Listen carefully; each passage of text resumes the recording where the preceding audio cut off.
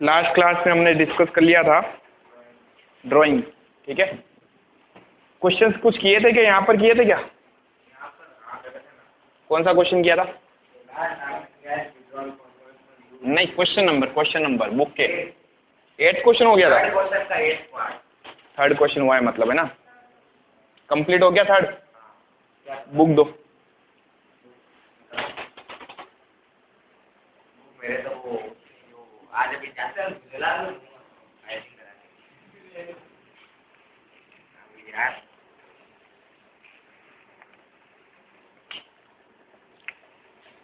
लाओ, third question हो गया था। थर्ड का 8th पॉइंट हो गया था, है ना, ड्राइंग वाला, ठीक है। अब आइए फोर्थ क्वेश्चन में, क्वेश्चन नंबर 4। इसकी जनरल एंट्रीज कर रहे हैं अपन। वैसे देखिए क्वेश्चन नंबर 1 टू लेके आपके 8 9 तक है ना, इन्होंने पूछा तो अकाउंटिंग इक्वेशन है, वो अभी मैंने आपको बताई नहीं अकाउंटिंग इक्वेशन क्या होता है, ठीक है। पहले मैं इनके सबके जनरल एंट्रीज करा रहा हूँ, फिर अपन अकाउंटिंग इक्वेशन पे आएंगे, तो इनके सबके अपन अकाउंटिंग इक्वेशन करेंगे, ठीक है।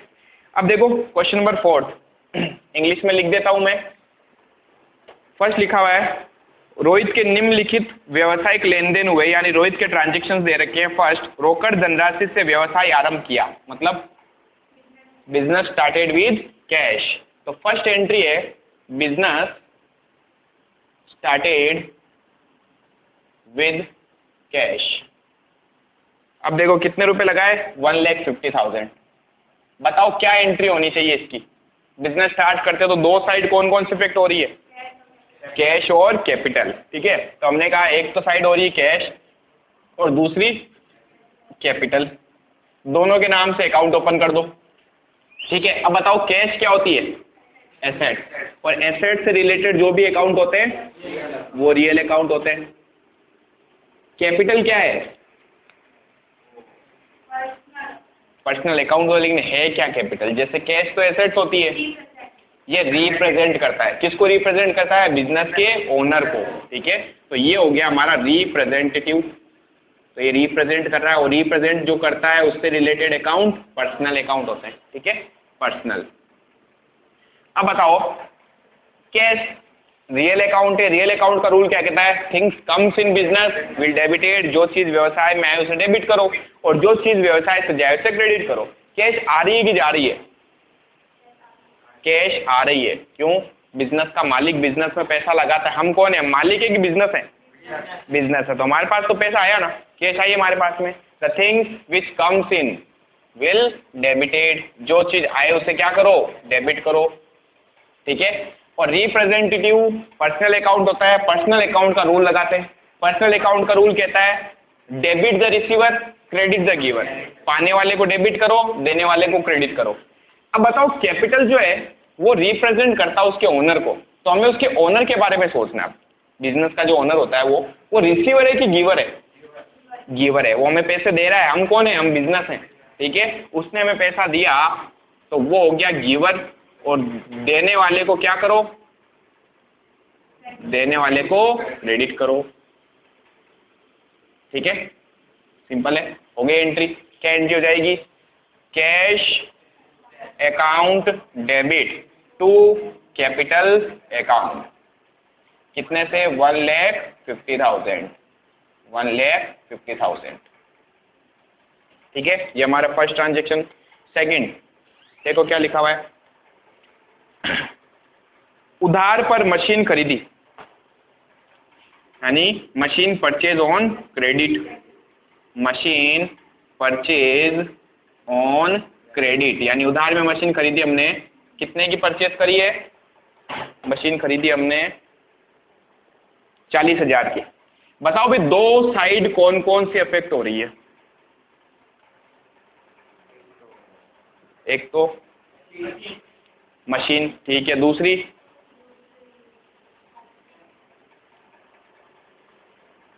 दो बिजनेस में जो पार्टीज होती है ना, देखो ये मशीन हमने उधार में खरीदी, अभी तक हमने क्या पढ़ रखा है, उधार में जब हम परचेज करते हैं उधार में क्रेडिट पर, तो हमेशा पार्टी का नाम आता है, पता है, राम से खरीदी, श्याम से खरीदी।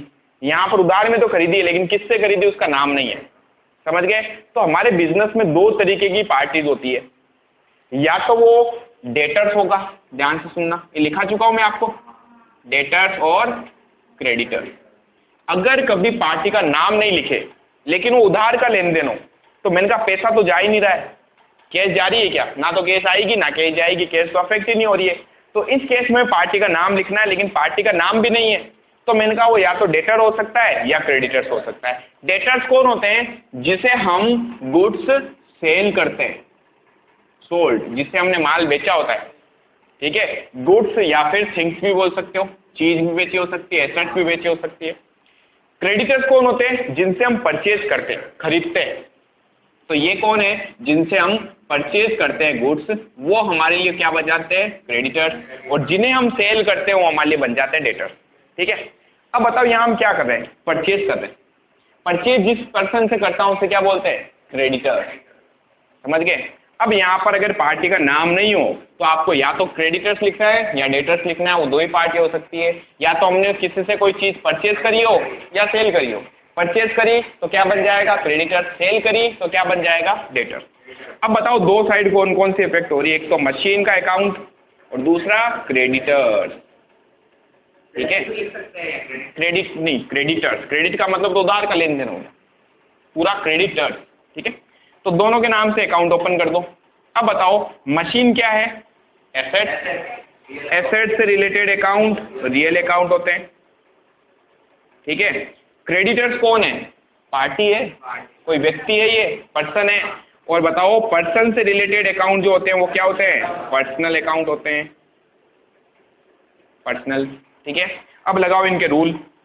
मशीन, रियल अकाउंट का रूल क्या कहता है? थिंग्स कम्स इन, जो आए उसे डेबिट करो, थिंग्स गोज आउट, जो जाए उसे क्रेडिट करो। बताओ मशीन खरीदी तो आई कि गई? आई है ना हमारे पास। तो परचेज करते हैं तो मशीन आई, आई यानी कि कम्स इन, आई। और जो चीज आए उसे क्या करो? डेबिट, ठीक है। फिर बात करते हैं क्रेडिटर्स कौन है? पर्सन। पर्सन से रिलेटेड अकाउंट पर्सनल अकाउंट होते हैं। पर्सनल अकाउंट का रूल क्या कहता है? Debit the receiver, credit the giver, ठीक है। बताओ क्रेडिटर्स कौन है? देने वाले हैं कि पाने वाले हैं? गिवर है कि रिसीवर है? गिवर। क्यों? क्योंकि मैंने उससे अगर मशीन खरीदी तो उसने मुझे मशीन दी ना, वो देने वाला हो गया। देने वाले को क्या बोलते हैं? गिवर, ठीक है, देने वाला। और देने वाले को हमेशा किया जाता है क्रेडिट। तो बन गई एंट्री। क्या एंट्री बनी बताओ? Machine account debit, machine account debit. और टू में क्योंकि पार्टी का नाम तो नहीं है लेकिन इसलिए अपन इसको क्या लिखेंगे? To creditors. कितने का? 40,000, 40,000। 50,000 है क्या? चलो, कोई डाउट यहां तक? नेक्स्ट अब देखो, नगद माल खरीदा, गुड्स परचेज इन कैश। मैं दो चार क्वेश्चन ऐसे कराऊंगा, उसके बाद में डायरेक्टली बोलूंगा, सोचो दिमाग में, ठीक है। तो जैसे मैं लिखता हूं ना तो दिमाग में आपका चलना चाहिए वहीं पर। ऐसे नहीं सर ऐसे कैसे करेंगे, एक ऐसे लिखेंगे एक ऐसे लिखेंगे, नहीं, दिमाग में आना चाहिए अपने आप। तो थर्ड एंट्री, थर्ड है गुड्स परचेज इन कैश। नगद में माल खरीदा, गुड्स परचेज इन कैश। ये हमने परचेज किया है 20,000 का। अब बताओ जरा दिमाग लगाओ, दो अकाउंट कौन कौन से अफेक्ट हो रहे हैं? एक तो परचेज का, जब भी गुड्स परचेज किया जाता है तो परचेज का अकाउंट ओपन होता है। जब भी गुड्स सेल होता है तो सेल्स का अकाउंट ओपन होता है। लेकिन एसेट्स परचेज और सेल करते हैं तो एसेट्स का नाम आता है, परचेज और सेल का नहीं, ठीक है। अब बताओ, एक तो परचेज का अकाउंट ओपन हो जाएगा, दूसरा कैश में परचेज कर रहा हूं तो पैसा जाएगा मेरे यहां से, कैश जाएगी। तो हमने कहा दो अकाउंट कौन कौन से अफेक्ट हुए? एक तो अफेक्ट हुआ परचेज का अकाउंट और दूसरा अफेक्ट हुआ कैश का अकाउंट। परचेज में क्या होता है? परचेज में गुड्स होता है, गुड्स। और गुड्स को क्या मैं बोल सकता हूं? थिंग्स से, कोई ना कोई वस्तु है वो, ठीक है। थिंग्स से रिलेटेड जो अकाउंट्स होते हैं रियल अकाउंट होते हैं। कैश क्या है? एसेट्स है। एसेट से रिलेटेड अकाउंट रियल अकाउंट, दोनों रियल अकाउंट है। तो हमारे लिए इजी हो गया रूल, जो आए उसे डेबिट करो। रियल अकाउंट का रूल यही कहता है, जो जाए उसे क्रेडिट करो। बताओ कैश आ रही है कि जा रही है? सॉरी, कैश नहीं, परचेज। परचेज में गुड्स आ रहा है ना, तो कम्स इन, यहाँ पर थिंग्स जो है वो कम्स इन आ रही है, इसलिए डेबिट करो। जो वस्तु आए उसे डेबिट, ठीक है। और जो चीज जाए उसे क्रेडिट। कैश जाएगी, मैं भुगतान करूंगा, पे करूंगा, तो मेरे यहां से पैसा जाएगा। गोज आउट, जो चीज जाए उसे क्रेडिट करो, जाए उसे क्रेडिट करो। तो जनरल एंट्री बन गई। बताओ क्या? Purchase account debit to cash account, purchase account debit to cash account. कितने का? 20,000। ठीक है। नेक्स्ट ट्रांजेक्शन है व्यक्तिगत उपयोग के लिए कार खरीदी। बहुत अच्छा पॉइंट है, ये लास्ट टाइम मैंने आपको करवाया था। Car purchase for personal use, purchase for personal use. कितने की परचेज करी हमने?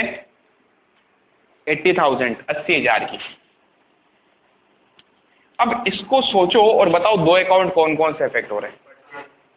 परचेज, सिर्फ परचेज का अकाउंट तब आएगा जब गुड्स परचेज किया जाए। कार जब भी खरीदी जाए तो पहली चीज तो कार आएगी, लेकिन यहां पर तो वो भी नहीं आएगा। बताओ क्यों? ड्राइंग, एक तो ड्राइंग अकाउंट आएगा। क्यों? पर्सनल यूज के लिए वो कार खरीद रहा है। जब भी पर्सनल यूज लिखा हुआ जाए तो एक अकाउंट तो फिक्स से ओपन होगा ही होगा, उसका नाम है ड्राइंग। और ड्राइंग हमेशा ही डेबिट होती है। ड्राइंग कभी क्रेडिट हो ही नहीं सकती, क्योंकि ड्राइंग उसकी कैपिटल को कम कर देती है। किसकी? ओनर की। ठीक है। तो अभी कैपिटल कम होना क्या नहीं होना वो बाद में आपको पता चलेगा। फिलहाल आप याद रखेंगे कि ड्राइंग हमेशा क्या होती है? डेबिट। तो हमने कहा एक तो अकाउंट कौन सा अफेक्ट हो रहा है? ड्राइंग का। और दूसरा बताओ क्या होगा? बिजनेस का मालिक मेरे पास आया, ओनर, उसने बोला मुझे कार खरीदनी है। मैंने कहा ठीक है साहब। मैंने कहा कार का क्या करोगे? बोला मैं पर्सनल यूज लूंगा। मैंने कहा ठीक है, बिजनेस में तो यूज आ नहीं रही है, तो क्या मैं उसे कार दूंगा या उसको मैं कैश दूंगा? मैं कहूंगा ये ले पैसा, जा कार ले लेना, कैश। समझ गए? तो पहले तो मैंने कहा पर्सनल यूज के लिए, इसलिए ड्राइंग का अकाउंट खोल दिया। दूसरा, वो मेरे यहाँ से क्या लेके जाएगा? कैश लेके जाएगा, तब जाके वो कार खरीदेगा ना। अगर वो हमारे यहाँ से कार ले जाता तो यहाँ वर्ड लिखा हुआ था car withdraw for personal use, car निकाली उसने। जबकि यहाँ कार निकाली नहीं है, कार उसने परचेज करी है। तो बताओ परचेज कैसे करेगा? मेरे यहाँ से कैश ले जाएगा। ठीक है। तो हमने कहा एक तो ड्राइंग का अकाउंट, दूसरा मेरे यहाँ से कैश जाएगी। समझ गए? अब बताओ ड्राइंग कौन सा अकाउंट होता है? याद रखना, ये भी पर्सनल अकाउंट होता है। ये रिप्रेजेंट करता है किसको? ओनर को। ड्राइंग किसने करी? मालिक ने। इसलिए तो मैंने ड्राइंग का अकाउंट ओपन किया। और रिप्रेजेंट जो भी करते हो कौन सा अकाउंट होता है? Personal account. फिर हमने कहा कैश क्या है? एसेट्स है। एसेट से रिलेटेड अकाउंट रियल अकाउंट होते हैं। पर्सनल अकाउंट का रूल क्या कहता है? Debit the receiver, credit the giver. इसलिए हमने कहा जो ओनर है वो कौन है? रिसीवर है। मैं उसे पैसा दे रहा हूं ना, मैंने कहा ये ले कार्ड ले लेना, तो वो रिसीवर हो गया, रिसीव कर रहा है। Receiver always will be debited.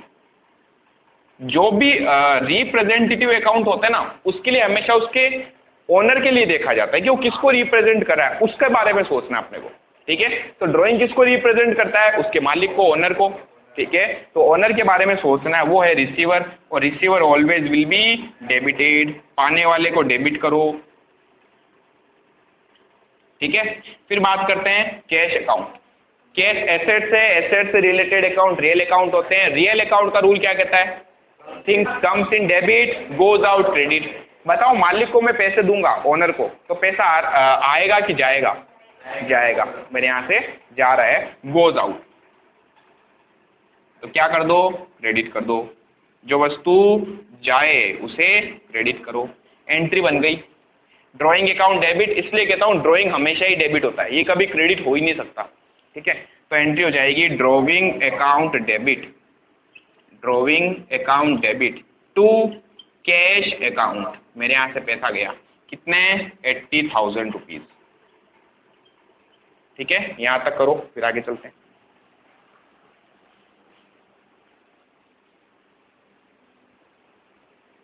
नहीं, चलो 4 एंट्रीज हो गई। अब 5वीं एंट्री देखो। मैंने आपको फुल सेटलमेंट का एक पॉइंट करवाया था क्या? करवा दिया, जहां पर डिस्काउंट आता है ना। चलो उसी के बारे में अब एंट्री आ रखी है आपके नेक्स्ट। अब देखो नेक्स्ट एंट्री हमारे पास में लेनदारों को पूर्ण भुगतान में 38,000 रुपये पे किए, यानी कि fifth entry, paid to creditors, paid to creditors, लेनदारों को भुगतान किया 38,000 in full settlement, full settlement. अब ध्यान से देखो, हमने एक एंट्री कर रखी है जहां पर क्रेडिटर्स का अकाउंट खोल रखा है, शायद मशीन परचेज की थी हमने, देखो एंट्री नंबर 2, सेकंड एंट्री में देखो मशीन खरीदी उधार में, क्या एंट्री करी हमने उस time, machine account debit to creditors. तो ये क्रेडिटर्स थे, मैंने कहा नाम लिखा हुआ नहीं था पार्टी का, तो हमने क्या लिख दिया उसको, क्रेडिटर्स। इन क्रेडिटर्स को पेमेंट करना है। मशीन कितने की खरीदी थी, देखो उससे 40,000 की, और मैं फाइनल सेटलमेंट में कितना पेमेंट कर रहा हूं, 38,000। तो क्या मैंने डिस्काउंट लिया उनसे, यस। तो जब भी फुल सेटलमेंट वर्ड आएगा ना, तो कहीं ना कहीं डिस्काउंट भी आएगा साथ में, याद रखना। तो मुझे उसको 40,000 देने थे, मैंने उससे मैक्सिमम कितने दिए, 38,000। मैंने कहा भाई अब हमारा हिसाब निपटा दो, खत्म कर दो, तो इसका मतलब मैंने उससे 2,000 का डिस्काउंट लिया। अब समझना यहां कितने अकाउंट अफेक्ट हो रहे हैं, 2 या 3 अकाउंट अफेक्ट होंगे। तो अभी तक तो हमने क्या पढ़ रखा, मैंने आपको बताया था कि किसी भी ट्रांजैक्शन में कम से कम 2 अकाउंट अफेक्ट होते हैं। मैंने ये नहीं बोला था कि मैक्सिमम 2 अकाउंट अफेक्ट होते हैं, कम से कम 2 तो होंगे, ज्यादा इससे अलावा 3 भी हो सकते हैं, 4 भी हो सकते हैं, 5 भी हो सकते हैं, ठीक है। बट अभी आपको लगभग 3 ही आ रहे हैं, इससे ज्यादा आपके कोर्स में नहीं है। अब बताओ, क्रेडिटर्स को पे कराओ 38,000 रुपए, ठीक है। तो एक तो क्रेडिटर्स का अकाउंट आ जाएगा, क्रेडिटर्स को पेमेंट करेंगे ना, तो एक तो आ जाएगा क्रेडिटर्स को पे कर रहा हूं, क्रेडिटर्स का अकाउंट। मैंने कहा पार्टी का नाम तो है नहीं, रामश्याम घनश्याम कुछ होता तो वो लिख देते। फिर मैंने कहा दूसरा कौन सा अकाउंट अफेक्ट हो रहा है, कैश जाएगी मेरे यहां से, पैसा भी तो जाएगा मेरे यहां से, कैश अफेक्ट हो रही है। और तीसरा मैंने कहा 40,000 रुपए वो हमसे मांगता था, लेकिन हम उसे 38,000 ही दे रहे हैं, तो डिस्काउंट का भी यहां पर अकाउंट ओपन होने वाला है, ठीक है। अब बताओ मुझे डिस्काउंट मिला है कि मैंने दिया है डिस्काउंट, मिला है। तो मैं यहाँ पर अकाउंट जो ओपन करूंगा वो ओपन करूंगा डिस्काउंट रिसीव का अकाउंट, समझ गए। अब एक एक करके देखते हैं। क्रेडिटर्स कौन होते हैं, पर्सन, व्यक्ति होते हैं। ये व्यक्ति के संबंध में जो अकाउंट होता है वो पर्सनल अकाउंट होता है, व्यक्तिगत खाता, ठीक है। फिर मैंने कहा कैश क्या है, कैश है एसेट, और एसेट से रिलेटेड अकाउंट रियल अकाउंट होते हैं, वस्तुगत खाते। डिस्काउंट रिसीव हुआ, ये बन गई हमारे लिए इनकम, इनकम हो गई मेरी, मुझे मिल रहा है ना डिस्काउंट, ठीक है। तो बताओ डिस्काउंट मिल रहा है, इनकम, इनकम से रिलेटेड जो अकाउंट होते हैं वो नॉमिनल अकाउंट होते हैं, नाम मात्र के खाते, ठीक है। तीनों अकाउंट आ गए अब यहां पर। बताओ रूल क्या कहता है पर्सनल अकाउंट का, debit the receiver, credit the giver, पाने वाले को डेबिट करो, देने वाले को क्रेडिट करो। बताओ क्रेडिटर्स यहाँ कौन है, रिसीवर है कि गिवर है, गिवर, रिसीव कर रहे हैं वो, मैं उसे पैसा दूंगा तो उनको पैसा मिलेगा, रिसीवर, पाने वाले हो गए, तो यहां पर ये हो गए रिसीवर, यानी कि पाने वाले। इसलिए रिसीवर को हमेशा क्या करना है, sorry debit, receiver always will be debited. फिर मैंने कहा एसेट से रिलेटेड अकाउंट रियल अकाउंट होते हैं, रियल अकाउंट का रूल क्या कहता है, things comes in debit, goes out credit, जो चीज आए उसे डेबिट करो, जो चीज जाए उसे क्रेडिट करो। तो बताओ कैश आ रही है या जा रही है, आ कैसे रही है, मैं पेमेंट कर रहा हूं, क्या कर रहे हो, पेड टू क्रेडिटर्स, मैं क्रेडिटर्स को पैसे दे रहा हूं, तो पैसा आएगा क्या कि जाएगा, जाएगा, मेरे यहां से पैसा जा रहा है, गोज आउट, यानी कि पैसा जब जाए तो क्या करो, क्रेडिट, ठीक है। गोज आउट मीन्स गया, गया तो क्या करो, क्रेडिट करो।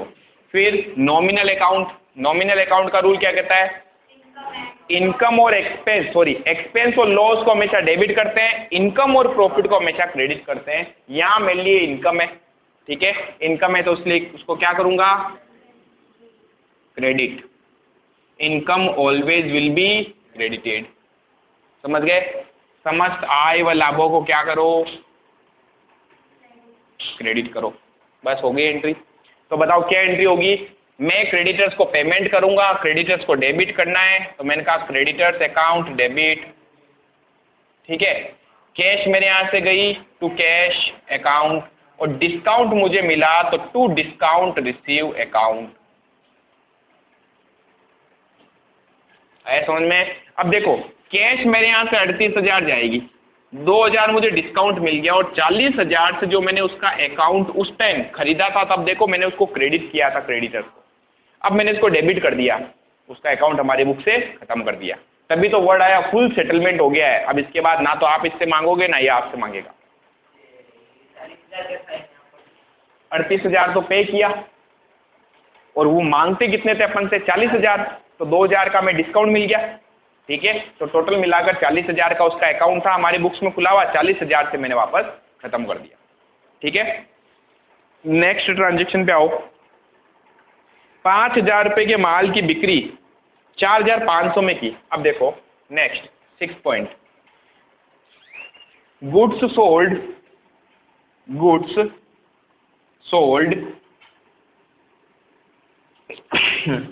सॉरी, जिसकी कॉस्टिंग कितनी थी? 5,000, हमने इसे सेल किया 4,500 में। अब ध्यान से सुनना, जब भी हम गुड्स सेल करने की एंट्री करते हैं माल बेचने पर, तो हमें उसकी कॉस्ट से कभी भी कोई मतलब नहीं होगा। हम कहेंगे हमने बेचा कितने में, उससे एंट्री करनी है अपने को, ठीक है। अब कई बच्चे कहते हैं सर 5,000 की चीज 4,500 में बेच दी, लॉस हो गया। हमें यही नहीं देखना, कब? सेल्स के केस में।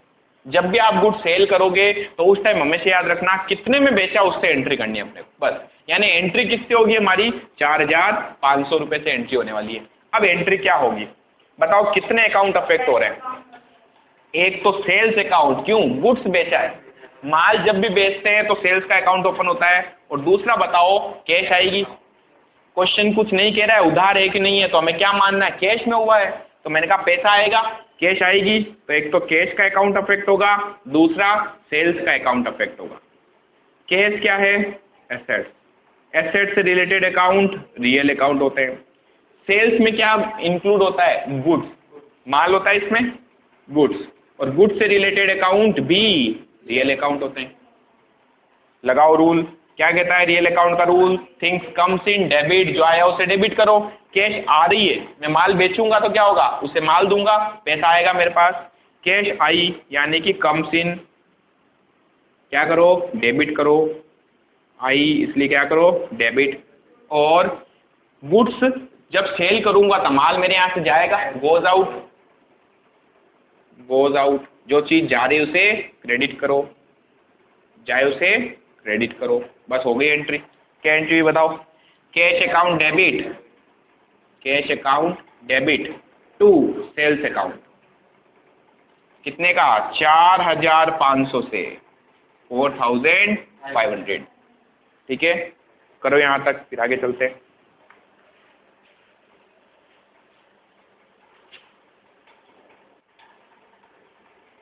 अब देखो नेक्स्ट एंट्री पे आओ।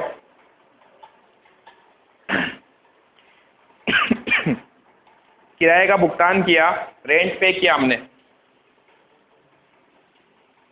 6th एंट्री हो गई। 7th एंट्री,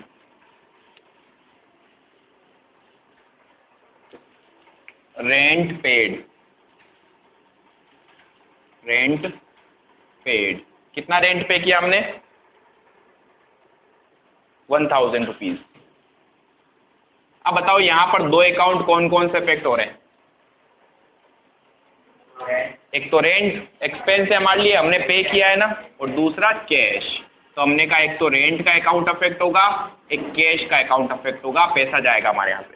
रेंट क्या हमारे लिए पता है? एक्सपेंस है, खर्चा है, हम पे कर रहे हैं, ठीक है। और इसलिए ये कौन सा अकाउंट हो गया? नॉमिनल। कैश क्या है? एसेट्स, एसेट से रिलेटेड अकाउंट रियल अकाउंट। बताओ क्या कहता है नॉमिनल अकाउंट का rule? Expense and losses will debited, व्यवसाय के जो भी खर्चे हैं उन्हें डेबिट करो, यानी कि all expense will be debited, ठीक है। समस्त खर्चों व हानियों को डेबिट करो, खर्चों को क्या किया जाता है? Debit. Assets real account, real account का rule comes in debit goes out credit, चीज आए तो डेबिट करो, जाए तो क्रेडिट करो। कैश आएगी या जाएगी? पे करूंगा तो। आप कोई चीज चुका रहे हो, किराया चुकाएंगे तो पैसा आएगा कि जाएगा? जाएगी, यानी कि कैश गोज आउट, इसलिए हो जाएगा क्रेडिट, ठीक है, यानी कि कैश गई। बताओ क्या एंट्री बन गई, rent account debit to cash account. इस एंट्री को अपन बिना ये एनालिसिस किए हुए भी सोच सकते हैं, दिमाग में फ्रेम करो, रेंट क्या है, खर्चा है तो डेबिट होगा, तो दिमाग में आएगा रेंट अकाउंट डेबिट, पैसा गया हमारे यहाँ से, कैश गई टू कैश। समझ गए? तो 2-4 क्वेश्चन ऐसे एनालिसिस करूंगा, फिर आपको डायरेक्टली करने हैं। To cash account 1000। Next entry देखो 8th। नेक्स्ट एंट्री है अग्रिम कमीशन की प्राप्ति। आपको कमीशन मिला, कमीशन इंग्लिश में लिखा देता हूं, कमीशन रिसीव्ड इन एडवांस। वैसे मुझे 4 एडजस्टमेंट कराने थे आपको, कमीशन रिसीव्ड इन एडवांस, उनमें से एक ये पॉइंट है। कल मैं आपको 4 एडजस्टमेंट कराऊंगा। फिलहाल इसकी आप एंट्री एक बार समझने का ट्राई करना। जब भी हमें कमीशन एडवांस में मिलता है तो हम इसकी एंट्री जब करते हैं तो हम एक तो अकाउंट खोल देते हैं रिसीव इन एडवांस का, कमीशन रिसीव इन एडवांस, और या फिर ये जो कमीशन रिसीव इन एडवांस होता है इसे हम बोल सकते हैं अनर्ड। अनर्ड का मतलब क्या है? अगर मैं इसको हटा दूं तो अन मतलब जो हमने कमाया, और अनर्ड मतलब जो कमाया नहीं है लेकिन पहले ही मिल गया। इसलिए तो देखो क्या लिखा है इसने, commission receive in advance, advance में मिल गया है। हम कहीं पे कमीशन के बेस पे काम कर रहे हैं, हमने इस महीने का कमीशन अर्न नहीं किया, लेकिन उसने बोला ये रखो कमीशन, अगले महीने आप कमाओगे तब आप उसमें एडजस्ट कर लेना। हो सकता है ऐसा? यस। इस केस में देखो हमारी जो जनरल एंट्री होती है वो क्या एंट्री होती है? क्या आपको लग रहा है ये जो कमीशन है ये आपके लिए लाइबिलिटी बन गई? बताओ कैसे? लाइबिलिटी की डेफिनेशन क्या पढ़ी थी हमने? करना है, मैंने कोई चीज कमाई नहीं, मुझे पहले ही मिल गई, तो मेरे लिए लाइबिलिटी है। क्या वो हाथों हाथ आपसे वापस मांग सकता है? यस, मांग सकता है। उसने मुझे दे दिया, उसने बोला कि ये लो एडवांस में रखो, उसे वापस जरूरत पड़ गई तो मांग नहीं सकता। हमने तो कमाई नहीं, मांगेगा तो देना पड़ सकता अपने को, तो मेरे लिए लाइबिलिटी बन जाती है।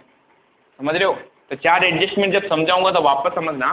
तो अनर्ड कमीशन जो होता है ना वो हमारे लिए क्या बन गई? लाइबिलिटी बन गई। मैं इसको नाम रख सकता हूं अनर्ड कमीशन। इस केस में हम एंट्री जो करते हैं वो देखो क्या करते हैं, लाइबिलिटीज हमेशा बढ़ने पर क्रेडिट होती है, याद रखना। एसेट्स हमेशा बढ़ने पर क्या होता है? डेबिट। एसेट जब भी बढ़ेगी तो क्या होगा? डेबिट होगा। और लाइबिलिटी जब भी बढ़ेगी तो क्या होगा? क्रेडिट होगा। इस पॉइंट को याद रखना। इसका अगर उल्टा करूं तो एसेट्स कम हो रही है, क्रेडिट कर दो, लाइबिलिटीज कम हो रही है, डेबिट कर दो। ठीक है? तो कुछ चीजें हैं जो हमें याद रखनी है। ठीक है? इसके अलावा एक होता है एक्सपेंस, हमेशा ही क्या होते हैं? डेबिट। लॉस हमेशा ही क्या होते हैं? डेबिट। इनकम हमेशा ही क्या होती है? क्रेडिट। प्रॉफिट हमेशा ही क्या होते हैं? क्रेडिट। समझ पा रहे हो? सिंपल है। तो अब बताओ मुझे, यहां मैंने कहा मेरी लाइबिलिटी बन गई, और लाइबिलिटी बनी तो लाइबिलिटी बढ़ने पर क्या होती है? क्रेडिट होती है। इसलिए मुझे लाइबिलिटी को क्रेडिट करना पड़ेगा, इसलिए मैं लिखूंगा टू अनर्ड कमीशन। ये मेरी लाइबिलिटी है, कितने की? 2000 की। और इसके साथ में वैसे 4 एडजस्टमेंट होते हैं, कल आपको मैं वापस पढ़ाऊंगा इसी पॉइंट के ऊपर। 4 एडजस्टमेंट होते हैं, उनसे रिलेटेड ये चीज जो आपने लिख दी जैसे टू अनर्ड कमीशन, तो पता है इसके सामने डेबिट में क्या जाएगा? जिस इनकम या एक्सपेंस की बात की जा रही है उसी को अपन को डेबिट या क्रेडिट करना। अब क्रेडिट ये हो गया तो डेबिट क्या होगा पता है? डेबिट हो जाएगा कमीशन। तो एंट्री हो जाएगी हमारी commission account debit to unearned commission. समझ गए? तो ये एडजस्टमेंट एंट्री है। अगेन एक बार इसको आप समझ लो, बाकी कल इस पॉइंट पे मैं वापस आने वाला हूं। ठीक है? ये आपकी लास्ट एंट्री थी, फटाफट एक बार यहां तक उतारो।